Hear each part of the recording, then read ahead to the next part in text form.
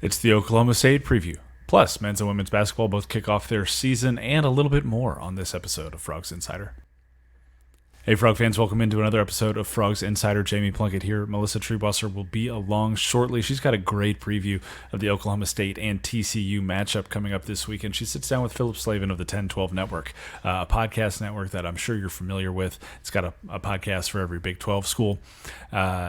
She and Phillip sit down and have a good conversation, about 30 minutes, about TCU and Oklahoma State, a little bit about what's going on for the Cowboys up there in Stillwater this year, some of Gundy's most recent comments about the wealth of his fan base, et cetera, and what's going on with TCU coming off of the loss to Baylor. So I hope you stick around and listen to that preview. We're also going to get into a little bit of a conversation, you and I, the listener and me, about TCU men's and women's basketball's opening season openers earlier this week. 2 wins on the books, 1 for each squad. Pretty impressive wins. Some things to clean up here and there. We're going to get into all of that. And we're going to do a little bit of TCU soccer talk as they advance to the Big 12 Tournament Championship with a win over BYU on Wednesday, 2-1. Get into all of that here in just a little bit. But first, we are Frogs Insider, presented by the Flying T Club. That is TCU's NIL collective, TCU's only NIL collective. The Flying T Club supports over 110 TCU student athletes. They partner with a variety of organizations in and around the city of Fort Worth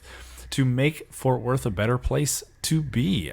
Pretty great organization. You can go to flyingtclub.com and see all of the things that they're doing, all of the student athletes that they partner with, and find different ways to get involved. You can make an individual donation. You can do a corporate sponsorship, corporate partnership with them. If you own your own business, they'd love to partner with you. And you can talk about, see about all the different ways that you can partner with them and their organizations.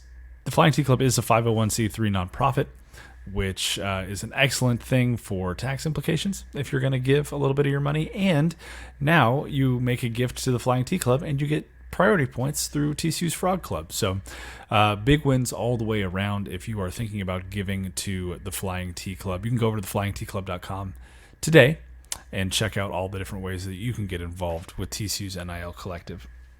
Frogs Insider is also a part of the Republic of Football Network with Dave Campbell's Texas Football. Dave Campbell's Texas Football Republic of Football Network is a podcast feed that has a show for every single D1 program in the state of Texas. D1 football programs, there are 13 of them in our great state. There's a show for each and every single one of them. That's TCU, SMU, Baylor, Texas Tech, Texas A&M, but also Rice, Sam Houston State, UTEP, UTSA, and on and on and on. So go check out the Republic of Football Network. It is wherever you get your podcast feeds, and it updates almost daily right now because of football season. If you just want the TCU content, though, I totally get that. You can go to Frogs Insider, wherever you get your podcasts, just search it up, and you will see our feed. It's got all of our shows right into your ears, just TCU all the time. Leave it a rating and a review. Share it with a friend. The show is growing like crazy, even in a rough season for TCU football, so we really do appreciate you guys listening every single week to every single episode because the numbers just keep going up. It's really an amazing thing to see, and we're very thankful for it. Speaking of numbers going up, we crossed, like 1,100 subscribers on the YouTube channel, which means that Melissa and I, once again, owe you guys a bit. Melissa's bit has been ordered. It is the Salt Chip Challenge. If you want to Google what that is or go to the YouTube's interwebs and search it up, the Salt Chip Challenge, it is the world's saltiest chip. I've purchased it. I have shipping information. It should be here on Friday, which hopefully means that Melissa can do it on Saturday at the Oklahoma State game, or maybe Sunday on our show next week. Very excited about that. She is going to put out a Twitter poll with my punishment for us having success and thriving in this industry. And then, I think I also released a little bit of a preview. We talked about it on last week's show for a series that I am doing that will be live on the YouTube channel starting December 1st with the first episode called Horned Frog Flashbacks, where I take a little bit of a narrative storytelling style look at some of the most kind of pivotal, formative, and incredible moments in TCU athletics history. So I'm very excited for you guys to take a look at all of that. If you're wondering why we have skipped straight to the Oklahoma State preview and not done a Baylor recap, That is on me. I wasn't feeling great over the weekend, and also was dealing with a sick kid, so we just never found a time to schedule. So apologies for that. We are going to talk a little bit about the Baylor game, though, before we jump into the Oklahoma State preview. I don't want you guys to think I'm dodging that game just because TCU lost to Baylor in Waco for the first time in a decade. Baylor 37, TCU 34. The Bears win on a last-second field goal. They rush the field against a now 5-4 TCU football team that is 3-3. It was an interesting football game for a variety of reasons. I thought TCU's offense had one of its best days. Frankly, one of its best games since Josh Hoover has been the starting quarterback for this team. Since the start of 2023, really. I thought it was one of the best offensive games that TCU put together. They did not turn the ball over. They ran the ball effectively. Yes, it was with Savion Williams, but they ran the ball effectively. They threw the ball effectively. Josh Hoover had a very strong completion percentage. I think he was 24 for 33 for over 300 yards and a pair of touchdowns. Savion threw for a touchdown. A very clean offensive game for the Frogs. A couple drops. Savion did have a big drop that would have been a touchdown. But beyond that, truly a solid offensive game for TCU. Really liked some of the wrinkles that they added with Savion in the direct snap. Savion is running back game. They had a pass where he threw a touchdown pass to Jack Besh. They had a couple fake reverses, a couple pre-snap motion bits where they were just trying to get the linebackers a little bit out of position to give Savion some time to run the ball, give him some space, and it all worked. It really worked well, and TCU had a lot of offensive success on the day. In fact, if you go to Stats Awards, Did We Get Beat That Bad weekly graphic on Twitter, you'll see that TCU outperformed Baylor in this football game on a down-to-down basis when it comes to success. That is a disheartening thing, I think, for TCU fans when you look at how close the game was and to see that you were essentially the more successful team on a play-by-play basis or on a per-play basis, and you end up still losing the football game. Well, you got to ask the question, well, why? How did that happen? Especially if there weren't any turnovers. Well, the way that happened is Baylor's offense and the explosive plays that they created and the big moments that they had, especially late in the game. Bryson Washington, great running back, had 196 rushing yards and 4 rushing touchdowns for the Bears as they absolutely sliced and diced TCU's rushing defense, to the likes of which we had not really seen yet this year, and we had watched the UCF and SMU games, right? This is a Baylor offense that has now run for, I believe, almost 900 yards in its past 3 football games, so it's not like TCU didn't know what they wanted to do coming in to the football game, but Baylor just said, hey, we're going to run into this A-gap right now, and you're not going to be able to stop it, and they did it pretty much the entire night, much to the dismay of TCU fans. Now, I will say, not having Marcus Steele and losing Hakeem Ajijalaya in the first 2 snaps of the game is tough. You lose your two of your defensive tackles. That's pretty tough. But one of the things that I was thinking about as I was watching the football game happen, and then on the drive back from Waco that evening, was the 2 guys that were out there at defensive tackle were the 2 guys that started the first game of the year with Caleb Fox and Tymon Mitchell. And you look at the ways that backups have maybe outperformed starters at certain times in Sonny Dykes' coaching career at TCU. You start to ask some questions about what's going on in fall camp that is leading to the evaluations that are happening and then the decisions that are being made about certain guys starting. That's not to say that Caleb Fox is bad or Tymon Mitchell is bad. I think they both had really good moments throughout their TCU careers, but there's no doubt that TCU's defense has improved over the last few weeks when Marcus Steele and Hakeem Ajijalaya have been getting more snaps. And not having them against Baylor really hurt TCU's defense. The linebackers struggled in the run game. They struggled in coverage, especially in that fourth quarter, which we're going to talk about in just a second. And the reality is that this upcoming week, TCU's not going to have either of those defensive tackles. So the Frogs have got to get it figured out because you're facing Ollie Gordon, who has had a bad year running the football. A lot of that has to do with the tough offensive line that has not done well to get him space. But Baylor had no problem creating space. Other teams have had no issue creating space. And now you're without your two starting tackles. on the defensive line. There's a little bit of a concern there, I think, and rightfully so for TCU fans. How are they going to hold up against the run against arguably the best returning running back in the country this year? Let's see. So Baylor, TCU finds itself up 27-20 at the start of the fourth quarter. Baylor is driving at this point. And they've already scored a touchdown on their previous drive. They go down the field. They score a touchdown on this drive. Baylor does, and they tie the football game. TCU gets the ball back. They face a 4th and 2 from the Baylor 46, and they opt to punt. That punt goes 27 yards. Baylor takes the ball back, and they go down the field, and they score another touchdown. And that was a turning point decision. I thought TCU should have gone for it there. Sonny Dykes said he was confident in the decision to punt. Because of the amount of time left. But you've just watched your defense get run down the last 2 drives for touchdowns to tie the football game, and now you're giving them the ball back with all the momentum. It doesn't make a ton of sense to me with less than 10 minutes left in the game. Obviously, hindsight is 20/20, but that was a challenging moment, I think, for TCU, because Baylor goes down and scores a touchdown. They're up 34-27. The offense comes back, does a great job to score a touchdown, tie the game, right? Josh Hoover throws a touchdown over the middle to Jack Besh with about 1 minute and 50 seconds left, but everybody kind of knew. Everybody kind of knew at that point with what Baylor's offense had been doing that they were going to give themselves an opportunity to go down and score and win the football game. And they did. To their credit, Dave Aranda made a really gutsy call to go for it on 4th and 9 from near midfield, and TCU just fell apart in a big moment. TCU's defense could not come up with the play like they did the week prior against Texas Tech. Baylor converts the 4th and 9, and then a 13-yard run to make it a much more manageable field goal is kind of what sealed TCU's fate there at the end for that game-winning field goal for the Bears. So TCU falls to 5-4, 3-3 in Big 12 play. Those last 4 Baylor drives,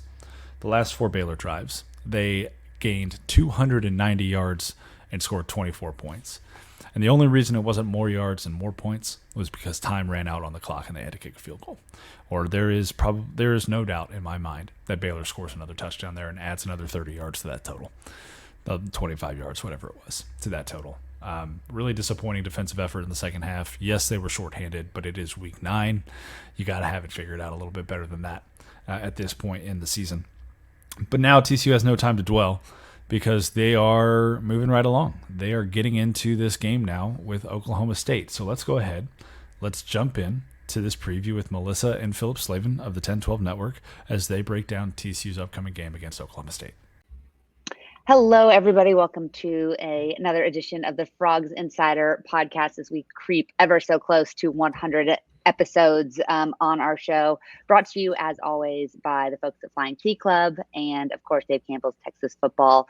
He said before we started here that I was settling for him as my Oklahoma State preview guest, but as I do before every time that TCU and Oklahoma State play football, I'm honored to have Phillip Slavin of the Ten12 Network to talk about a game that has a little bit less shine on it than maybe we would have thought back in August, or at least for one program would have thought back in August. So, Phillip, how are you doing today, my guy? As an Oklahoma State fan, basketball season starts today. And I don't know that that's even going to help with a new coach. And so, if that's what you're hanging your hat on, I'm very concerned for your health and well-being. But we'll take what we can get. We'll take what we can get. I'm already looking ahead to softball season. Let's just put it that way. Yeah. See, at least you always have that one. TCU doesn't get the benefit of a softball team to look forward to. But hey, baseball should be fun. We'll have to talk about that. But for now, we do unfortunately have to talk about football. Oklahoma State came in as one of the teams kind of picked the finish near the top. They were bringing everybody back, pretty much everyone that played a key role, and they had Olive Gordon, who was a potential preseason offensive player of the year pick in the league. Things have not gone as planned, to say the least, and the season has really unraveled. I think there have been 3 or 4 different quarterbacks that have taken snaps for the Cowboys. Ollie Gordon has yet to get off the ground, so to speak. The defense has been at times pretty solid, but has also at times been pretty disappointing.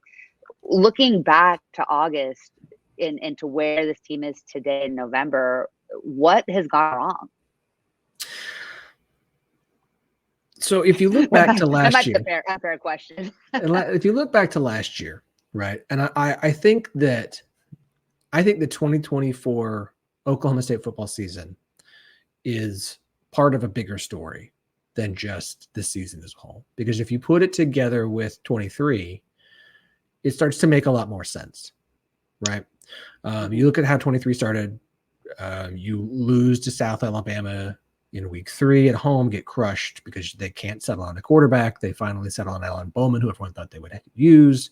You open Big 12 play with a loss at Iowa State, and then they go into an idle week, come out with essentially a new run scheme, and Ollie Gordon turns into the Doak Walker winner in a 5-game win streak that includes a win in Bedlam. Then teams have finally gotten enough tape on Oklahoma State and what they want to do. The defenses adjust. You go and get blown out at UCF in the space game because space game. Sure. You have to come from behind against Houston and BYU, crushed by Texas, and then you go and beat a Texas A&M team in a bowl game that nobody was. I mean, it wasn't really their team, right? And that game final score closer than it looks. And then you come into this season with a lot of expectations because you made the Big 12 title game last year. And when you really go look at last season, I think you see a scenario where the OSU fans and a lot of people thought that this team would, because so much was coming back, build off of last year. I think that in reality, we thought that the 5-game win streak would be something where that's what this team can be and continue to build off of. The 5-game win streak was the outlier. Everything else was the reality. And that has played out this year. Alan Bowman is subpar. He's fine. He's not the reason Oklahoma State is losing games, but he's not the reason that they're going to win games either. The defense has gotten worse and worse and worse. Oklahoma State leads all of FBS in rushing yards, total yards given up, rushing yards giving up, and is 15th most in passing yards given up through 10 weeks of the season. The defense last year wasn't good, but you saw that then first-year defensive coordinator Brian Nardo did a really good job, especially in second halves, of making adjustments and fixing things. And so the defense would play better than the stats said. This year, it's as bad as the stats say, and sometimes it looks worse. They don't tackle. They can't tackle. I've never seen it. It's bad. It's flat out bad. The defense is unmitigated disaster. There was a bright spot in the Utah game where everyone's like, "Oh, the defense did its job, and the Utah offense couldn't."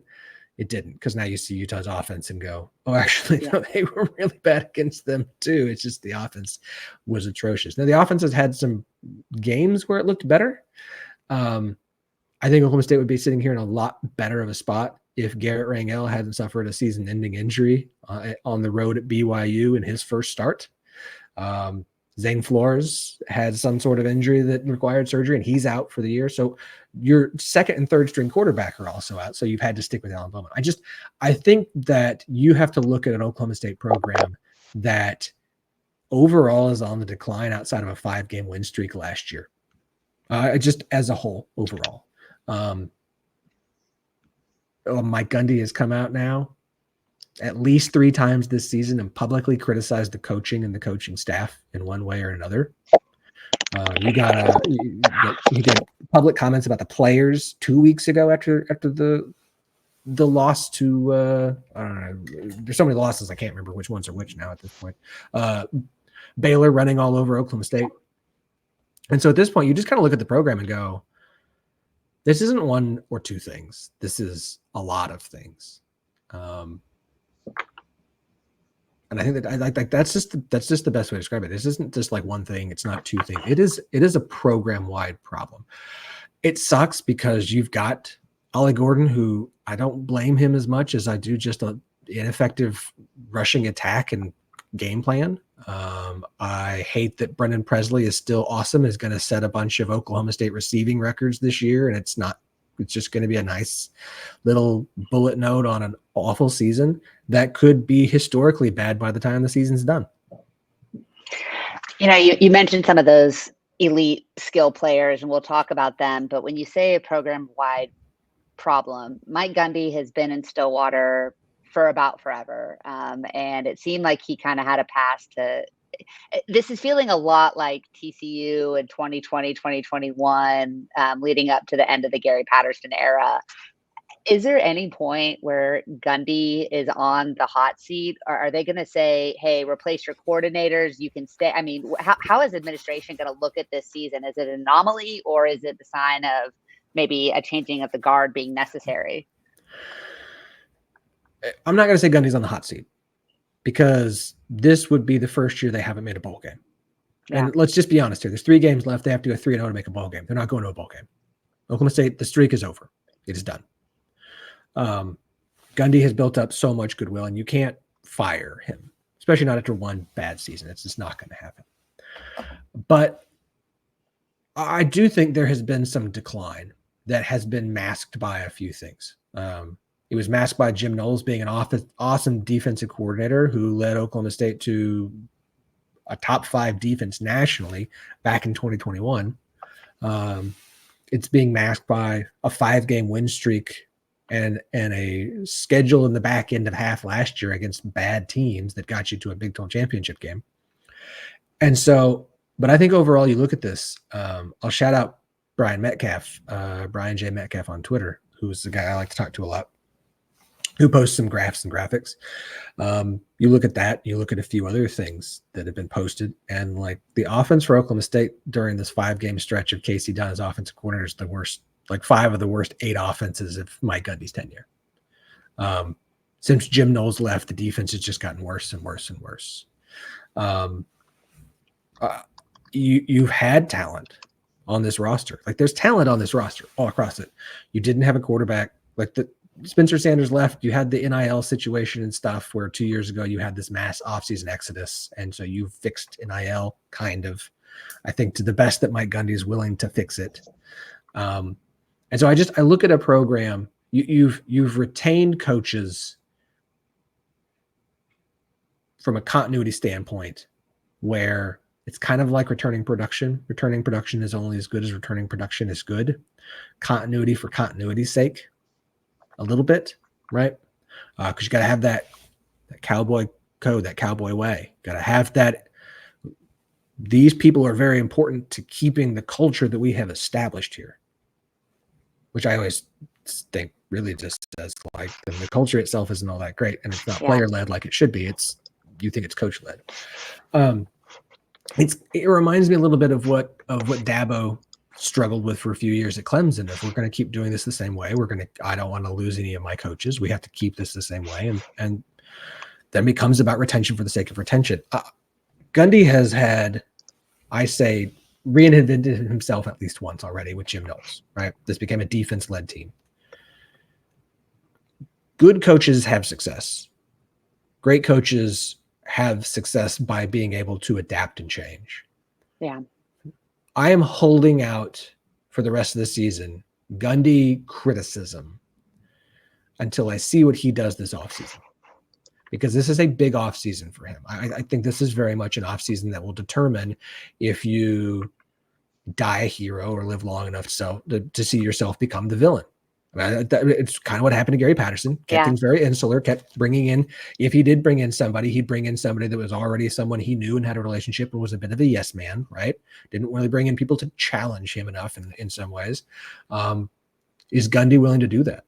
Is Gundy willing to bring in coaches that may only be here for a year or two because they're have upward mobility, as opposed to guys that will stay here for 5, 6, 7, 8, 9, 10 years, right? I have changed my opinion some on athletic director Chad Weiberg and how he will handle things. We've seen him to make 2, I would call them big hires. When men's basketball, he shot for the moon, and got, we'll see, in Steve Lutz, what seems like a solid coach, but he went after bigger fish. And wrestling, he went really after big fish and made it happen. for the new basketball wrestling coach in David Taylor, which was, not somebody anybody thought would be a head coach at Oklahoma State. And so I believe that the athletic director and Chad Weiberg is going to have a conversation with Gundy at the end of this about what next steps are. Because when you build a program to success, you've raised the level of expectation here, and bravo to you for it. But if you cannot maintain that level of expectation, like, there's going to be conversations that are had. And so I would prefer Gundy go out on his own terms, successful, than with a whimper and a complaint. His continued comments about NIL and player power and those kinds of things make you wonder how much longer he really wants to do this, right? The longer coaches are around, the more stubborn they become, the more conservative they become, the more sticking to their ways and sticking to their guns. And we've seen college athletics change so drastically. There's very likely, it's believed, that players are going to get paid by schools within the next year. So, but the sport just continues to change drastically at a rapid rate. How much longer does he want to do this? Is he willing to make the changes that, from a coaching staff standpoint, that are frankly going to be necessary to continue to have success at the level of expected at Oklahoma State? I don't know the answer to that question. And so I just look at this program and say, this year's a lost year. It's the first lost year you've had in a long time, right? Historically bad. Oklahoma State's only lost 9 or more games twice in program history. Once in the 60s and once in the 80s. Wow. You're gonna be a dog in your last 3 games of the season at TCU, home for Texas Tech, and not Colorado. It's not gonna be shocking if Oklahoma State goes winless in conference play and finishes 3-9 and has the worst season of the Gundy era and one of the worst seasons in OSU history. It's 1 year. It's the tail end of what's felt like a slow decline that's had some upward momentum at points. Does Gundy have a third act? Or is this a swan song? Or is he going to, there's going to be a lot of questions this offseason that he's been able to avoid the last few years. And I don't think he can avoid them anymore. Yeah, it's going to be fascinating. Gundy is 57, which feels right, but also seems shocking when you think about it's been 17 years since the I'm a man, I'm 40 speech, which does not seem possible whatsoever. And yeah, for a guy who's been doing it at the same place for so long, how much longer you don't see career coaches anymore. Like, that's just not really a thing. So he's one of a dying breed for sure. Let's talk about Ollie Gordon. Obviously was just an elite running back, came into the season with such high expectations. And like you said, I don't blame Ollie Gordon either. I need to look up the stat, and if I had prepared it, did my job well, I would have, but I saw something about how much yardage he's gaining before first contact, and it was a negative number or something insane. He has not had holes, he's not had opportunities, and unless you're Derrick Henry and can just run through people, you need a little bit of help at the running back position. Now, the unstoppable force versus the immovable object. This is, that someone said this last night when I was doing another preview. The stoppable force against the movable object is what we're going to face. Gordon has struggled, but if there's a team he's going to get right against, and a run defense he's going to get right against, TCU certainly seems to fit the bill. They showed some promise against Mekhi Bernard and Taj Boyd. Boyd had, I think, 117 yards, but took him 30 carries to get there. He had a long of less than 12. Gordon is definitely more of a game breaker. And we saw the TCU run defense really fold against Baylor and give up, almost 260 yards on the ground. TCU is really, really banged up in the front. A lot of injury issues on the defensive line. So if there's an opportunity for Gordon to break out, it seems like Saturday night could be that opportunity. How are you feeling when you think about what level of resistance TCU might be able to provide, and is Ollie Gordon just kind of due at this point? Can TCU load the box? They can. We've only really seen them do it once, and they'll don't know. Then they'll be fine. But I'm that sounds mean and simplistic to say, but Ollie Gordon's breakout game in Big 12 play was BYU, right? He had a good game in that BYU game. They'd switched quarterbacks to Garrett Rangel, who helped open up the offense because Rangel could run. I would say could run and create more opportunity. Yeah. And you saw creative offensive play calling. And I said after that game, you saw a few fans well, all right, they figured things out. I'm like, how many times have we seen with Casey Dunn have a game because he's had 2 weeks to prepare, and then they're going to go right back to the same old stuff? Yeah. The offensive line can't run block. The run scheme has not changed. They've never found a counterpunch to the punch that's now been blocked. And so you take all that and go, like, why would I expect things to be different? You're back to Alan Bowman because you have to. Now, maybe Smith starts. They finally pulled him out at the end of the game against Arizona State when the game was over and it didn't matter, and he had a nice touchdown drive and like cool. Like I don't ever know how much to take away from like guy gets the play on the last drive when you're down 4 touchdowns. Like how much is the opposing defense like we gotta keep all our starters, and like I don't know what to take of that. He's got more mobility than Alan Bowman does, which is not saying a whole lot. So do I. And again, I mean I might, I don't know, I'm out of shape now. It's what happens when you have 3 kids. I just like I have seen nothing outside since conference play started outside of one game where OSU got the rushing game going. Teams are just going to keep, with Alan Bowman at quarterback, teams are just going to load the box and say, Alan Bowman has to beat us. We will not let Ollie Gordon beat us. We're not going to let him get him going because we've seen what happens when he actually gets the ball in space. He is a nightmare. When Ollie Gordon, we saw it with BYU, when he gets the ball in space, when he has an opportunity to make plays and to run, he is still that running back. He is still that guy. Yeah. But you're right. Fornelli had it on a podcast a few weeks back where it's like he's getting the hit at like 0.25 yards. Yeah. They're getting to it. He doesn't have an opportunity to even get going. His yards after carry went from averaging after first contact went from 5 yards last year to 1.2. Yeah. So he's still doing something with it. I think it was 3 yards. The point is it's just he's getting hit so early. The fact that he makes any positive gain at all is good, but he's also injured. Like he's beat up. He's not 100% healthy. They ran backups for once the game was out of hand on Saturday. Ollie Gordon's still that guy, but they're giving him no help. Period. If you gave me an over under 99.5 yards for his rushing total, I'm picking the over. Ollie? 100%. I get it right now. Yeah, he's gonna because you can talk about the run blocking not being there, but the defensive resistance against the run hasn't been there for TCU as well. And so, can they penetrate, get into the backfield to get a hit on him before he crosses the line of scrimmage? I don't know. I mean, and maybe TCU's run defense is that bad, but everyone since OU last year in Bedlam said we're now going to load the box and force your quarterback to beat us. That's OU was the first team to finally start loading it in.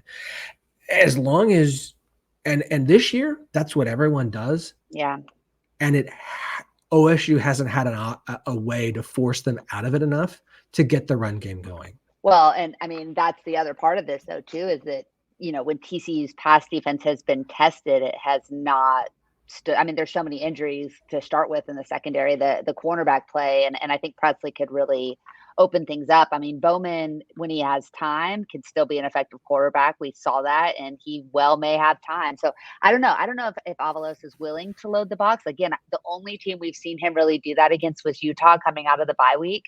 And they seem to adjust away from that, obviously, against Texas Tech, because they have probably the best passing game TCU's faced this year. And then I don't know what was happening in the Baylor game, but they had a lot of success with the short passing game, which really kind of brought everybody forward. But then we're able to just gash the run. So it's going to be fascinating to see if Avalos makes any adjustments or schematically tries to focus on Ollie Gordon, just because we haven't seen that really be his MO. At the quarterback situation, you mentioned the injury to Garrett Rangel. Bowman, I think at this point is very much a known quantity. The guy has been in college football for 25 or 30 years at this point. I think he was on the team when Gundy made the "I'm a man" speech, as far as I can remember. So, or he was at least playing for someone. But he was at Texas Tech then. He was at Tech then. That's right. But you mentioned the true freshman, and I really Maliluwaki. I don't think I got that. I think I butchered it. But I don't even try because I know I'm going to do it wrong. And as an Oklahoma State fan, that's even more egregious. So Smith, we're going to roll with Smith and make my life easy. true freshman who can play like got his first game experience. So he has those 4 games, right, to not burn his red shirt and play. The more mobile quarterbacks have given TCU all kinds of problems. And Bowman certainly is not that. What do you expect to see from the passing game again against a TCU defense that has been, kind of willing to give up some big plays over the top and certainly will let you work the underneath kind of catch and run game that Baylor really executed successfully Saturday? I mean, they'll make some plays. Again, Alan Bowman's not the reason OSU is losing games. And I don't know who's going to start. I would assume at this point in the season, you can start Smith. And then the only way you're burning the red shirt is if he starts a bowl game. Yeah. And I don't think you're going to a bowl game. So you could start him the rest of the season and give him some opportunity. And that, I mean, I think that it will help Oklahoma State from a quarterback standpoint going into next season of you can have a 3-man battle to actually see what happens. But I don't know. They may just trot out Bowman again because it's a road game and they would want to save Smith for, you got a week off after TCU before you face Texas Tech and at Colorado. But at that point, what is it? I mean, none of it. What are you playing for? Yeah. Just to get a win and save face. It's going to be really funny when 2024 and 2020 and 2005, Oklahoma Gundy's 2 worst seasons are the 3-0 in non-con, and your only Big 12 win is Texas Tech. I've decided that's the funniest thing that actually I agree. Could happen. Yeah, that is absolutely the funniest thing that could happen at Oklahoma State this season. Texas Tech beating Colorado and losing to Oklahoma State would be the most Texas Tech thing ever. It would. Absolutely. Yeah. Beating Iowa State, then beating Colorado, yes, then losing to Oklahoma State. Yeah, that would be Joe McGuire in a nutshell. It just chef's kiss stuff. Look, Brennan Presley is awesome, and it's a waste of his last year here. Yeah. The receiving core is good. I have no issues with the receiving core at Oklahoma State. It is being wasted because I do think it is a talented receiving core, and Brennan Presley is awesome. So they're going to make some plays. They're going to make some catches. OSU will score some points because, again, TCU's defense is not great. But we're going to talk about the OSU defense in a second, and I don't care what OSU does on offense. It's not going to be enough. It's not. It's just not going to be enough with the way this defense is playing. Well, let's segue right into that then. TCU's run game has been pretty much non-existent with the exception of Savion Williams, who is basically turned into Derrick Henry light in college football right now, doing everything, still catching passes, running the ball out of traditional formations, running the ball out of the Wildcat, and even threw a touchdown pass, which I have been begging for this whole season. We finally got to see it in a wasted effort at Baylor. But outside of that, there's really not a dude back there. Cam Cook was the starter of the season. We thought he was going to be great. He just has some growing to do. Jeremy Payne, a true freshman, has come in and given him a little bit of a spark. And then they've also got Trent Battle back. And he's probably been the best true running back, but still really hasn't been effective. Is there an opportunity for TCU to get the run game going against Oklahoma State? Or do you think that that's the area where they might be able to slow down? And I don't think you want to make Josh Hoover beat you because Josh Hoover will probably throw for 400 yards on Saturday is my guess. I'm going to read you some notes I put in for the Week 10 recap for the 1012 podcast that I have here. Number 1, Cam Scadaboo. Yeah. Oh, yeah. But he's so good. Is the first Arizona State player to have 100 or more rushing yards and 100 or more receiving yards in a game since 2015. Yeah. He did that against Oklahoma State. Cam Scadaboo had 4 more yards of total offense, 274, than Oklahoma State did as a team, 270. Oh, my God. Saturday was Oklahoma State's best game for the run defense in Big 12 play, giving up 225 yards and 3 touchdowns on 45 carries. OSU is averaging 293.5 rushing yards by conference opponents. As I mentioned, I'll say this again. Through 10 weeks of college football, OSU's defense has allowed the most total yards, 4,528, most rushing yards, 2,233, and 15th most passing yards, 2,295, in all of FBS. Yikes. I feel a little bit better about TCU's defense right now, to be honest. That's all you need to know about every game left on the schedule. Yes, OSU's most talented athletes, defensive players, especially at linebacker, are out. Every OSU fan is pointing out Kendall Daniels and whether or not he actually is playing with any effort at this point in the season. Yes, they're playing a lot of younger guys. They can't tackle. They cannot tackle. They cannot tackle. I do not understand. Again, full credit to Scadaboo. I think he's awesome. Yeah, he's great. But Baylor's running backs, Arizona, every running back is just like bing, bing, bing, bing, bing, bing, bing, bing, bing, run for another 10 yards. 10 guys run. There was one spot that OSU should have had Sam Levitt down in the backfield for negative loss, and he got it down to they on a like 3rd and 9 or 10 or 12. I don't remember what it was. Got to 4th and 1 so that they could then score a touchdown on the next play. I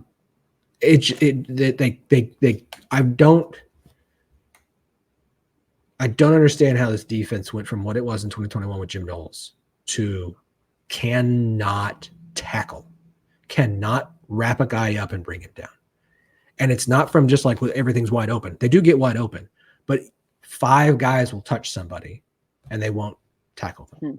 And so the defense is like if there is a side of the ball for OSU right now that needs an absolute tear down to the studs rebuild, it's the defense. Just period. It is atrocious. So how is that going to look? Like pressure on the quarterback? TCU's offensive line has looked good at times, but has also struggled at times. And they did a pretty good job keeping a clean pocket for Josh Hoover, who had his first turnover-less game, I believe, of the season on Saturday night. You expect a big day from Hoover. Is there going to be opportunities to attack this Oklahoma State secondary through the air? Yeah, I expect Hoover to have a big day. I expect to be TCU's best rushing game of the season. Like TCU's offense has been in my opinion, the only way to stop TCU's offense is to force them to turnovers. Wait for them to turn it over, because you don't necessarily have to always force them. Sometimes they're forced. Sometimes it's just bad decision making. But and maybe OSU will have a few, but like the offense, Oklahoma State's offense can't keep up with Oklahoma State's defense. So, and this is how Gundy is, as of late, wanted to build the team of have a really good defense, and that way we can keep Casey Dunn as OC, except now it can't because the defense is off.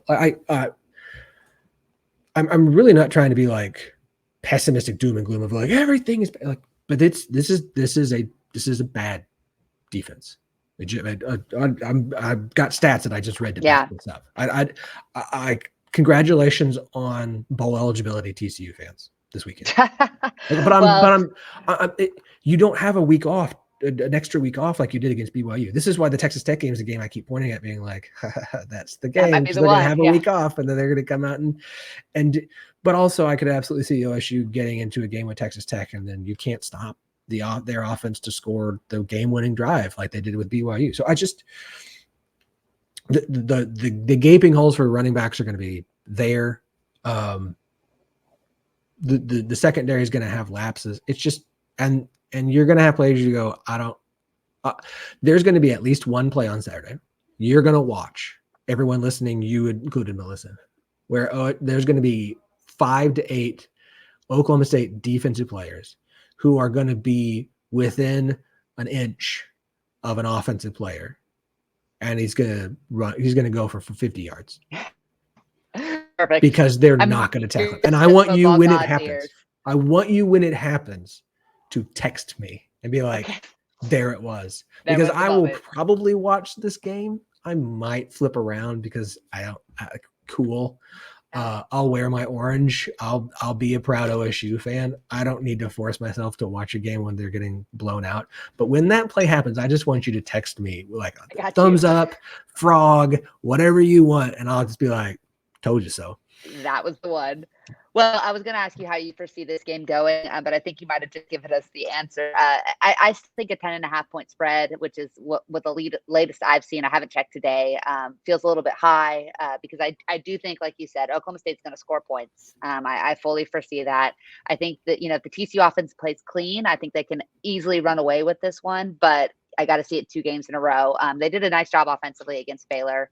They moved the ball pretty well, pretty efficient, but they did a bad job on 3rd down and missed some opportunities for sure. So it'll be interesting to see how kind of, like I said, like two teams that I think their struggles really align with each other.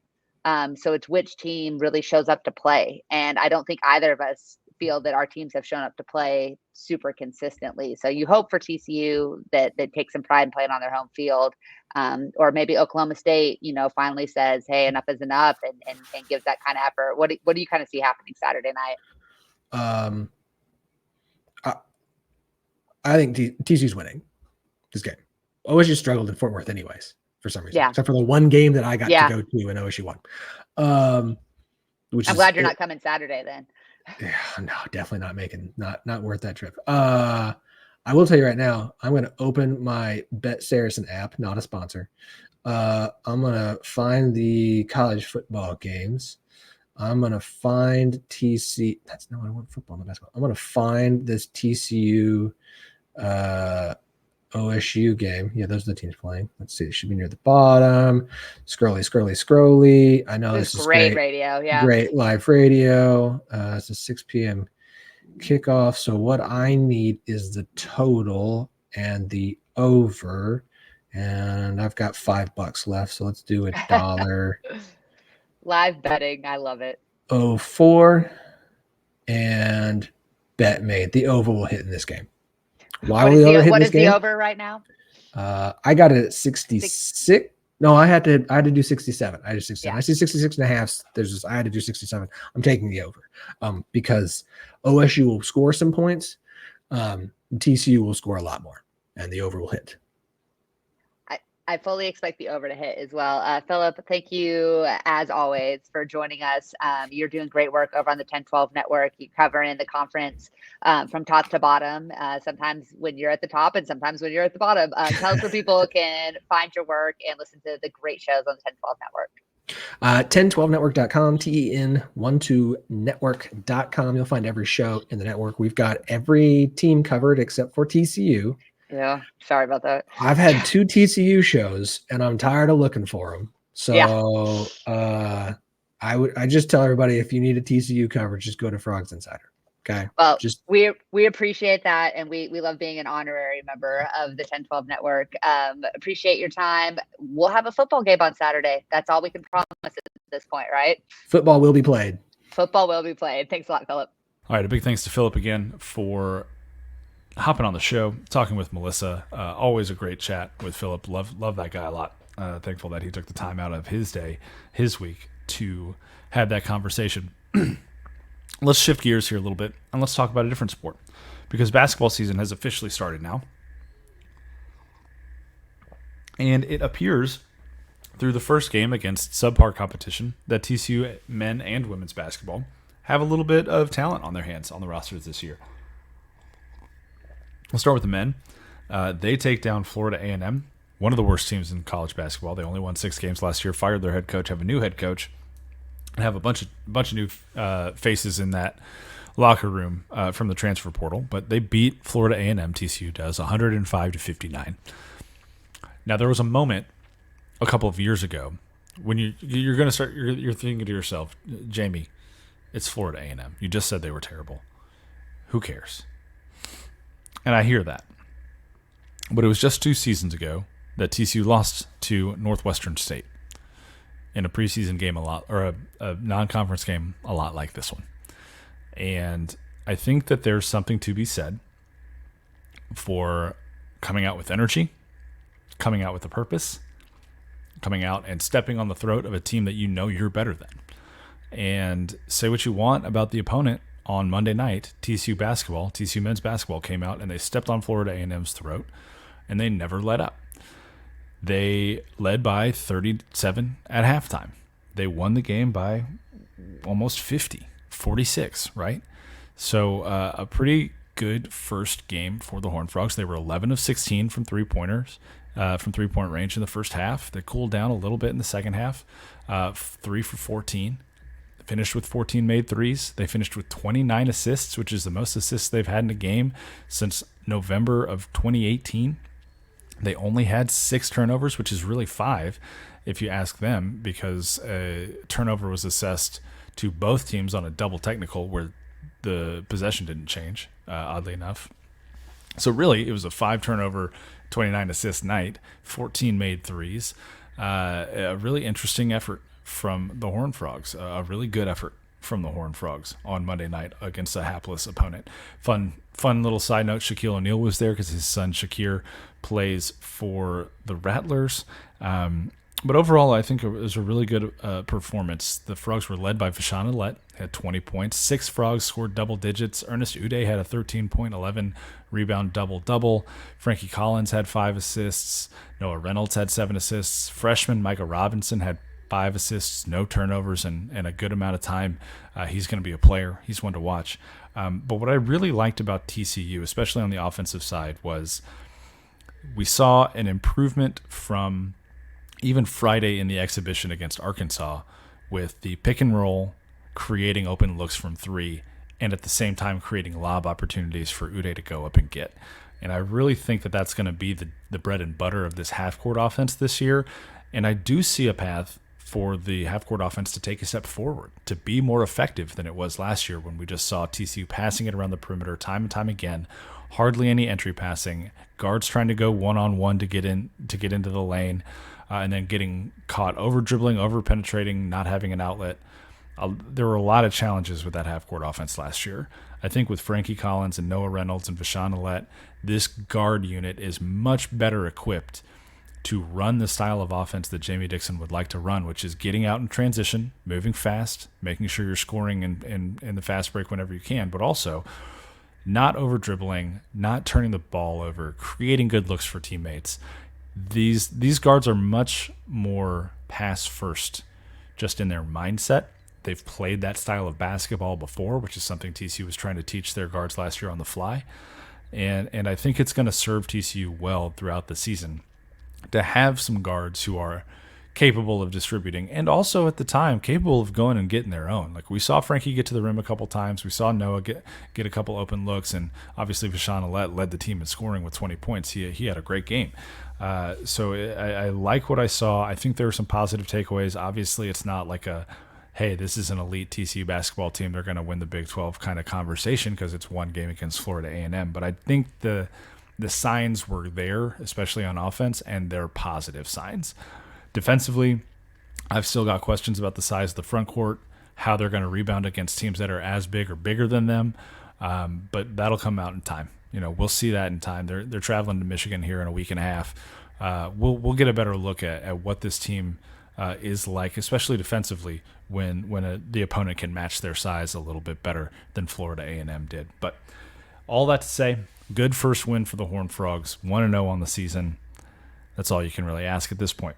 Meanwhile, the women opened their season on Tuesday night against Houston Christian with a 78-41 win, and it's one of those situations where you sit there and you say, oh my gosh, they won by 37, and then you look at the box score and you say, they didn't shoot the ball particularly well because they didn't. The Frogs were 3 of 21 from three-point range. They only shot 46% from the floor overall. They got out-rebounded by 12, and you're asking yourself, well, how the heck did they win that basketball game? Well, they went full-court press for 40 minutes. They gave them the Nolan Richardson 40 minutes of hell, and they turned Houston Christian over 36 times. 36 times Houston Christian turned the ball over. I think 4 or 5 of them were 5-second counts, just not being able to even inbound the ball after a made basket. A couple more were backcourt violations. A couple more were shot clock violations. Like, this TCU defense was swarming. And after the game, Mark Campbell said he wants other teams to feel them from a defensive perspective, which I thought was a really interesting turn of phrase.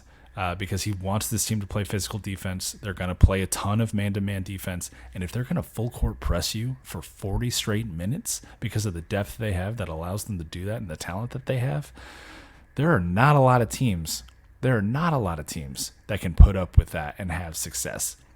Now, again, similar to the men playing Florida A&M, Houston Christian was overmatched. They didn't have I think their tallest player was like 6'2", 6'3". So Sedona Prince got hers, right? She had 29 points, 7 rebounds, 6 blocked shots. Like, she did her thing.